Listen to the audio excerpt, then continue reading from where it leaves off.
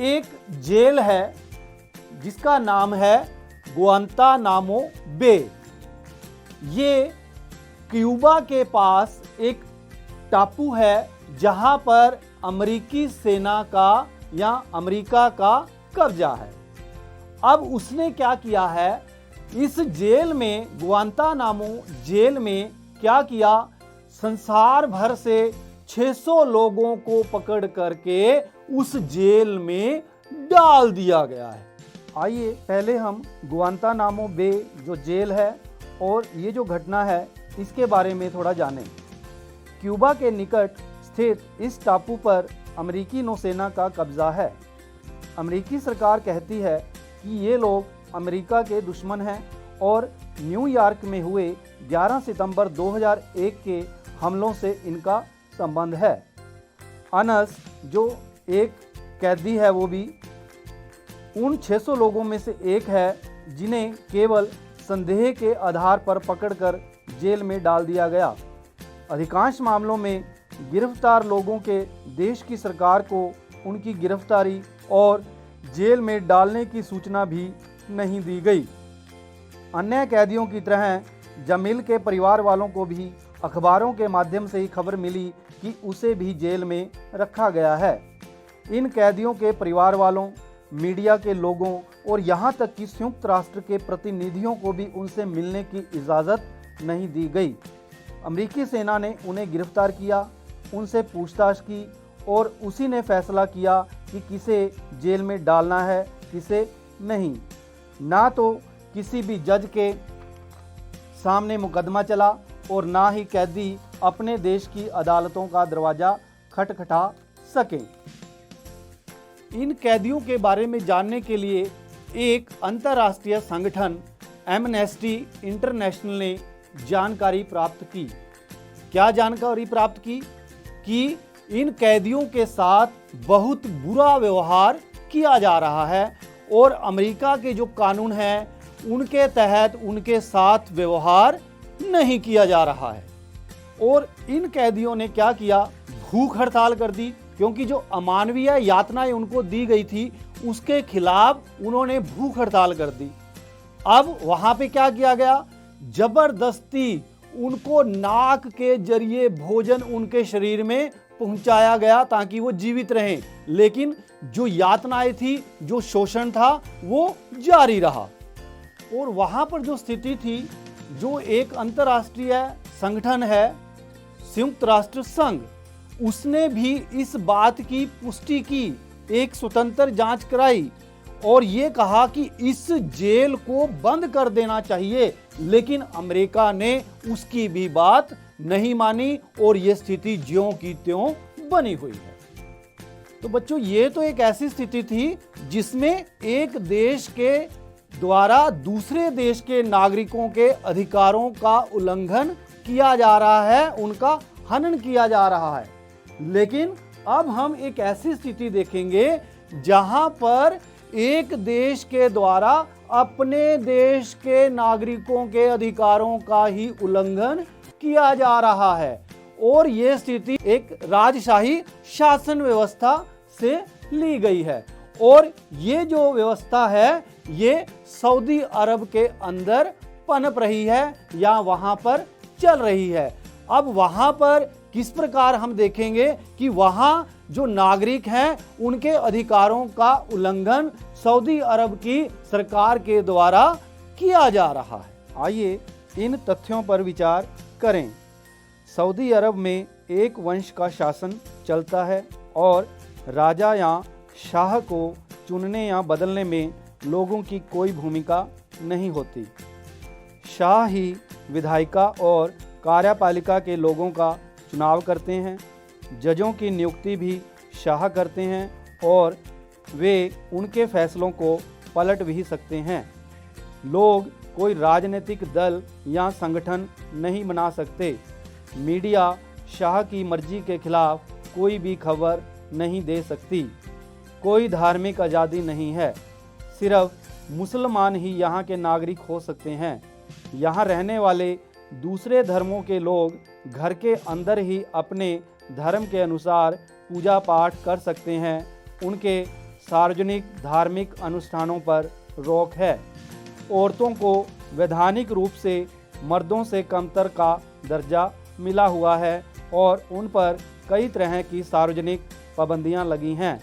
मर्दों को जल्दी ही स्थानीय निकाय के चुनावों के लिए मताधिकार मिलने वाला है, जबकि औरतों को यह अधिकार नहीं मिलेगा। बच्चों, ये जो स्थितियां हैं, ये सिर्फ सऊदी अरब में नहीं, दुनिया के बहुत से ऐसे देश हैं जहां पर इस प्रकार की स्थितियां या परिस्थितियां लागू हैं। अब हमने क्या देखा कि एक राजशाही या राजतंत्र के अंदर क्या हो रहा है, सरकार के द्वारा अपने लोगों के कुछ अधिकारों का हनन हो रहा है। क्या किसी लोकतांत्रिक देश में भी ऐसा हो सकता है कि जहां पर लोगों ने लोगों को चुन के भेजा, सरकार बनाई और सरकार के द्वारा ही अपने लोगों के जो अधिकार हैं उनका उल्लंघन हो रहा है या उनको कई प्रकार की यातनाएं दी जा रही हैं?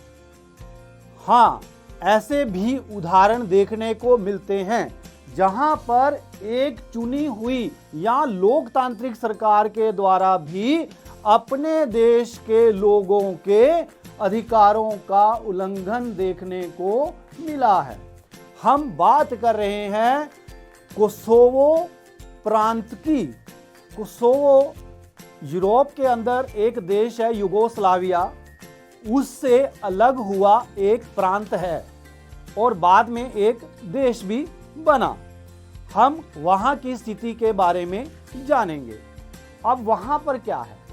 वहां पर क्या है कि दो प्रमुख जातीय समुदाय हैं, एक है सरब और दूसरा है अल्बानियाई।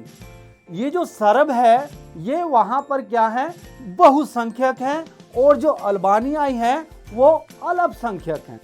अब इस पृष्ठभूमि में क्या हुआ, वहां कोसोवो के अंदर चुनाव हुए और चुनावों में जो सरब नेता थे मिलोशेविक, उनकी जो सरकार थी वो सत्ता में आई। अब ये जो मिलोशेविक थे पूरी तरह से सरब राष्ट्र के एक प्रकार से कह सकते हैं पूरी तरह से हिमायती थे और अल्बानियाओं के प्रति नफरत रखते थे। और उन्होंने जैसे ही सरकार बनी ये घोषणा कर दी कि यहाँ पर जितने भी अल्बानियाई समुदाय के लोग हैं वो देश छोड़कर चले जाएं, और जो वहाँ पर जो लोग रह गए उनके साथ बहुत ही नृशंस प्रकार से एक प्रकार से बहुत शोषण किया गया अल्बानियाई समुदाय के लोगों का, और उनके साथ बहुत ज़्यादा ज्यादतियाँ देखने को मिली। अप्रैल 1999 में वहाँ पर जो ज्यादतियाँ हुई उसी का एक वर्णन वहाँ की एक वृद्ध महिला जिसकी उम्र 74 साल है और जिसका नाम है बतीशा होक्सा, वो ये जो ज्यादतियाँ हो रही हैं उनका वर्णन करती है। क्या कहती है कि मैं अपने पति के साथ घर में बैठी हुई थी, अपने पति के साथ घर में बैठी हुई, अचानक मुझे बाहर से धमाकों की आवाज़ आई। इससे पहले ही कि मैं कुछ समझ पाती कि 4-5 जो वर्दीधारी लोग थे हाथ में बंदूकें लिए हुए हमारे घर के अंदर प्रवेश कर गए और पूछने लगे बच्चे कहाँ हैं। लेकिन उससे पहले कि मैं जवाब देती उन्होंने लगातार 2-3 गोलियां मेरे पति जो इजेद जिसका नाम था मेरे पति की छाती में दाग दी और मेरे को वहां से चले जाने को कहा। उन्होंने जैसे ही मुझे जाने को कहा और ये भी कह दिया कि जो मेरी शादी की अंगूठी थी उसको उतार दो। वो मैंने उतार करके उनको दी और मेरे सामने ही मेरे पति की मौत हो गई। और जैसे ही मैं घर से बाहर निकली क्या हुआ, उन्होंने हमारे घर को आग लगा दी और हमारा घर पूरी तरह से धू-धू करके जल उठा। अब ना मेरे पास घर था, ना मेरे पास शादी का कोई पहचान वाला चिन्ह और ना ही मेरा पति मेरे पास था। मैं असहाय एक तरफ खड़ी होकर के अपने भाग्य को कोस रही थी। और इस प्रकार की यह जो कहानी थी, यह जो कथा थी, यह जो ज्यादती देखने को हमें मिली, ये सिर्फ उसी घर के अंदर नहीं थी, अल्बानियाई लोगों के साथ अलग अलग जगह पर इस तरह का बुरा व्यवहार देखने को मिला। और ये जो ज्यादतियां हमें देखने को मिली किसके द्वारा हुई? एक चुनी हुई सरकार के नेता के द्वारा। एक नेता ने जो उसी देश का था अपने देश के लोगों के साथ इस प्रकार व्यवहार किया। वो तो बाद में जब अंतर्राष्ट्रीय स्तर पर दबाव पड़ा, अंतर्राष्ट्रीय स्तर पर कई देशों ने दखल दिया, तब कहीं जाकर के ये सिलसिला समाप्त हुआ। और बाद में मिलोशेविक की जो सत्ता थी, जो सरकार थी, वो भी गई और अंतर्राष्ट्रीय न्यायालय में उन पर मानवता के खिलाफ इस प्रकार का अभियान चलाने के लिए मुकदमा चला।